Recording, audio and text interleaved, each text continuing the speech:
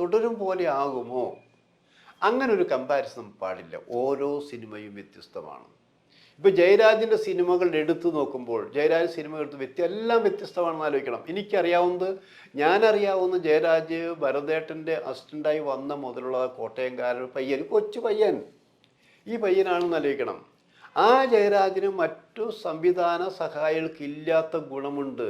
Story ഡിസ്കഷനിലിരിക്കുമ്പോൾ ഉണ്ടാകുന്ന കഥ പറച്ചിലുള്ള dimension ഇങ്ങനെ കോൺട്രിബ്യൂട്ട് ചെയ്യാൻ പറ്റും നമുക്കൊന്ന് ആലോചിക്കണം. അങ്ങനെയുള്ള ചെറുപ്പക്കാരെയാണ് ഞാൻ ഭരതേട്ടൻ്റെ സിനിമയിലൂടെ അടുത്ത് കണ്ടത്. അങ്ങനെ ഞങ്ങളടുപ്പമായി കൂടുതൽ. കാരണം ഞാൻ ഈ അസോസിയേറ്റ് ഡയറക്ടർമാരെ വളരെ ചുരുക്കം ചില ആൾക്കാരെ കൂടെ ഒരു ഹൃദയബന്ധം ഉണ്ടായിട്ടുള്ളൂ. അങ്ങനെ ആളാണ് അസോസിയേറ്റ് ആയിരുന്ന സിബി മലയിൽ, ജോർജ് ഗിത്തു തുടങ്ങിയ, പിന്നെ ഷാജി കൈലാസ് അടക്കമുള്ളവർ. അവരുടെ കൂട്ടത്തിൽ തന്നെയാണ് ഞാൻ ജയരാജിനെ ഉൾപ്പെടുത്തിയിട്ടുള്ളത്. അപ്പോൾ ജയരാജ് കോട്ടയത്ത് വരുമ്പോൾ ഞങ്ങൾ ഒരുമിച്ച് കാണാറുണ്ട്, കൂടാറുണ്ട്. ഭരതേട്ടൻ്റെ പടത്തിലും എൻ്റെ കഥ സിനിമയാക്കാൻ ഭരതേട്ടൻ തീരുമാനിച്ചപ്പോഴും അതിൽ അസോസിയേറ്റ് ആയിട്ട് തീരുമാനിച്ചു ജയരാജിനെയാണെന്ന് ആലോചിക്കണം എന്ന്.